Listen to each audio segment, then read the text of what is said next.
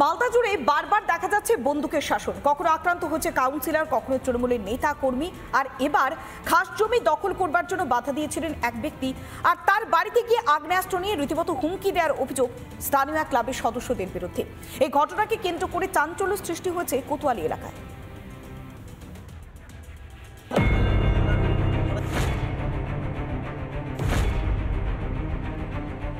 Matching দিয়ে বার করে বলছে গুলি করে দেবো রাত্রেবেলা এসে। আমার মেয়ের সামনে এসে আমার মেয়ে অজ্ঞান হয়ে পড়ে যায়। ক্লাবের মধ্যে পড়ে রয়েছে আগ্নেয়াস্ত্র, পড়ে রয়েছে ভোজালিও। অভিযোগ রবিবার রাতে এই বন্দুক ধারালো অস্ত্র নিয়েই হামলা চলেছে এক ব্যক্তির বাড়িতে। আক্রান্তের দাবি, সরকারি জমি দখলের প্রতিবাদ করাতেই চড়াও হয় ক্লাবের কয়েকজন সদস্য। 3-4 দিন আগে এই পিলারগুলো গেছিল মাঠে, সব পাবলিকরা বলছে এটা অন্যায় করছে। আমি ওটা বাধা দিয়েছিলাম। এটা জায়গাটা আছে ঘাটে, নদীর চর। আমি প্রতিবাদ করলাম, তারপরে আমার পরে আকস্মিক নিচ্ছে ওরা মারার জন্য।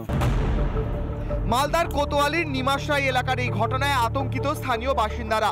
যে কোনো মুহূর্তে ঘটতে পারত বড় অঘটন, এ কথা ভেবেই হাড় হিম হয়ে যাচ্ছে তাদের। বাড়ি থেকে বেরোনো যাবে না, তো তুমি যা যে পরিস্থিতি দেখা যাচ্ছে, এতগুলো জিনিস পড়ে আছে, মানে তো কালকে তো মারার প্ল্যানে ছিল। যদি লোকজন আমরা যদি না আসতাম তো পুরো মেরে ফেলে দিত ওরা। যে ক্লাবের বিরুদ্ধে অভিযোগ হামলার ঘটনায় তাদের জড়িত থাকার কথা মানতেই চায়নি সেই ক্লাব। অভিযোগ নিয়ে আসলে যে সবকিছু প্রমাণ হয়ে যায় তা তো না। অন্যায়ভাবে ব্যবচার করেনি ক্লাব, সবসময় সবার সঙ্গে সহযোগিতাই করেছে। তবে মালদায় বন্দুকের রাজ নতুন নয়। বছর শুরু হতে না হতেই ইংরেজবাজারে গুলিতে ঝাঁঝরা হন তৃণমূল কাউন্সিলর দুলাল সরকার। এরপর কালিয়াচকে গুলি করে পিটিয়ে খুন করা হয় তৃণমূল কর্মীকে। মানিকচকে তো আবার ভলিবল টুর্নামেন্টের উদ্বোধন হয় শূন্যে গুলি ছুড়ে। কাদের আশকারায় আগ্নেয়াস্ত্র দাপাদাপি চলছে মালদায়। তৃণমূলের প্রশাসনের সময়, এই প্রশাসনিক কালে এই দলদাস পুলিশ কোনো জায়গায় এই দুষ্কৃতীদেরকে কোনো জায়গায় রোধ করতে পারেনি।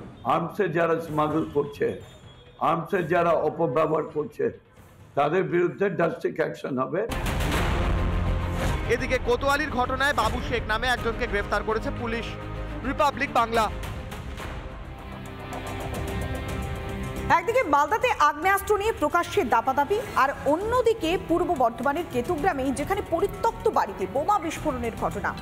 এই ঘটনায় একাধিক প্রশ্ন সামনে আসছে। বারবার বাংলার বুকে একই ঘটনার পুনরাবৃত্তি। পরিত্যক্ত বাড়িতে বোমা বিস্ফোরণের ঘটনা ঘটলো কিভাবে? পুরো বাড়ি ক্ষতিগ্রস্ত হয়েছে, তাহলে কি কেউ বা কারা ওই পরিত্যক্ত বাড়িতে বোমা মজুত করেছিল? বাংলার প্রশাসন কি করছে? এই প্রশ্নটাই বারবার ঘুরপাক খাচ্ছে আবারও বোমা বিস্ফোরণের ঘটনা।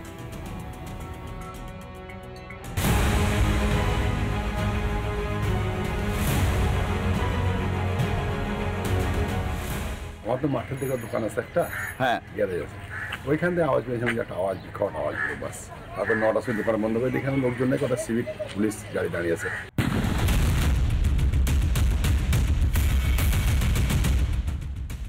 শুক্রবার নদিয়ার কল্যাণীতে বেআইনি বাজি কারখানায় বিস্ফোরণে চলে গিয়েছিল 4টি তরতাজা প্রাণ। এর মাত্র দুদিনের মাথায় ফের বিস্ফোরণ। স্থান বদলে এবার পূর্ব বর্ধমানের কেতুগ্রাম। রবিবার রাতে পরিত্যক্ত একটি বাড়িতে বোমা বিস্ফোরণে কেঁপে ওঠে চেঁচুড়ি গ্রাম। বিস্ফোরণের অভিঘাতে ধ্বংসস্তূপে পরিণত হয়েছে পরিত্যক্ত বাড়ির একাংশ। রাত 8টার সময় বাড়ি এলাম। তখন এসে দেখছো কি দেখলো? তখন রাতের এখানে আসেন না, সব পুলিশ ছিল বলে ভয় আসেনি। বাচ্চারা সকালে এসে দেখলাম হ্যাঁ এরকম উড়ে আছে। বিস্ফোরণ স্থলের কাছেই রয়েছে পাম্প হাউস। জনবহুল এলাকায় বিস্ফোরণের ঘটনায় রীতিমতো আতঙ্কিত এলাকাবাসী। ভয়ে অনেকেই বের হচ্ছেন না বাড়ি থেকে। কখন কি হয়েছে কোনো কিছু বোঝা বুঝছে। ভয় ভালোই লাগছে। ভয় লাগছে? এর আগে কি কোনোদিন এরকম ঘটেছে? এর আগে কোনোদিন হয়েছে? পরিত্যক্ত বাড়ির শৌচালয়ে কি মজুদ ছিল বোমা? কারা মজুদ করেছিল সেগুলি? নাকি বোমা বাঁধতে গিয়েই বিস্ফোরণ? কেন নজরদারি নেই পুলিশের? এলাকার মানুষকে ভিতরে সন্ত্রস্ত করা, ইয়া বিরোধীদের ভয় দেখানোর একটা পরিকল্পনা। বিরোধীরা অভিযোগ করছে, অভিযোগ করাটাই তাদের কাজ। তারা কোনো ঘটনা ঘটলে তৃণমূল কংগ্রেসের ঘাড়ে দোষ চাপাতে ব্যস্ত থাকে। অদ্ভুত যুক্তি শাসক নেতার। তাহলে কি বিস্ফোরণের মতো ভয়ানক ঘটনাতেও মুখ বুজে থাকবে সবাই? কোন কথায় তুষ্ট হবে তৃণমূল তা ভেবে কথা বলতে হবে। রিপাবলিক বাংলা। নানা ধরনের কন্টেন্ট দেখার জন্য লাইক করুন, শেয়ার করুন আমাদের ফেসবুক পেজ, সাবস্ক্রাইব করুন আমাদের ইউটিউব চ্যানেল। পাশাপাশি অন্যান্য ব্রেকিং নিউজের জন্য অবশ্যই চোখ রাখুন রিপাবলিক বাংলায়।